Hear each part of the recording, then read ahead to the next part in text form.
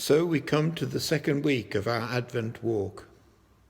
We still have the sand representing our journey this year in 2020, whether it is rough or smooth. We still have our candle burning, representing the light coming at Advent, the light that we can pass on. Now we move from the prophets to the angels. We see the image of Michael, the archangel, represented in the stained glass of the Church of St. Michael and all angels.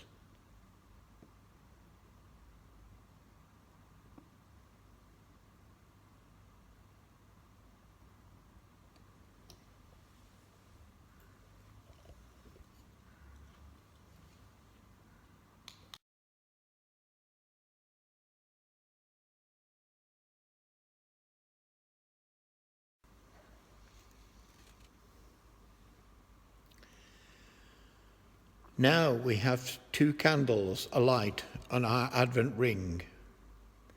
They represent the prophets and the angels. Angels appear regularly in various forms throughout the Bible and even in other faiths. Often they are God's messengers to individuals, sometimes to larger groups, sometimes even to nations. And sometimes they are God's agents performing his will. An example of this would be protecting Lot in the city of Sodom, where Lot is drawn inside the house by angels to protect him from the crowd outside. The story in Genesis 19.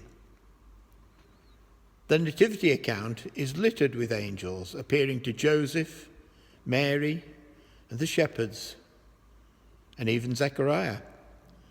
We often have an image of an angel in our minds, perhaps one from childhood, of someone in white with wings and possibly with outstretched arms, or even holding a harp.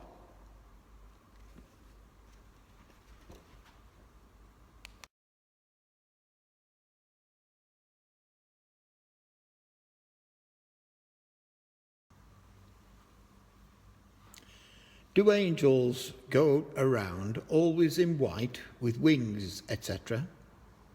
Can they and do they change their appearance? We do not know how Gabriel appeared to Mary, coming through the door or appearing in a flash of light or whatever. We know even less of the angel telling Joseph about the forthcoming birth.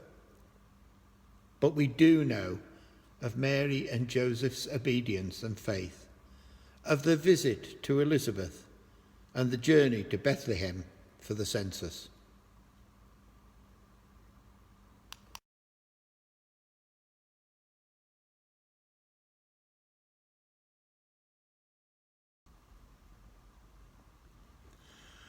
So we see angels, Gabriel and at least one other, guiding Mary and Joseph on their journey, finally leading to Bethlehem and the setting that we are so familiar with, an animal shelter behind an overcrowded inn in the nowhere town of Bethlehem. There may be fanciful stories about angels throughout history, but these were real. There can be no doubt about the messages to Mary and Joseph. There is no question about divine messengers making these very ordinary people do extraordinary things at some risk to themselves, physically, socially, and spiritually.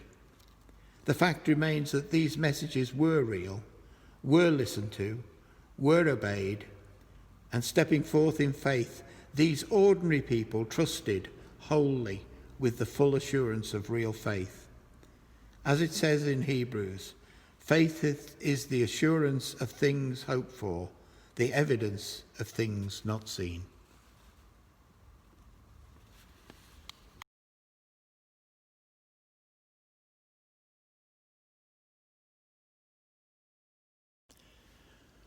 We hear many fanciful stories of angels, often in times of stress and conflict, appearing to intervene on the good side, like the fighting angels of Mons in the First World War. These could be spurious, but the appearance and interventions around the birth of Jesus were real. And so, as we continue on our Advent journey towards the coming of the light, let us live out our faith wherever we are on that journey.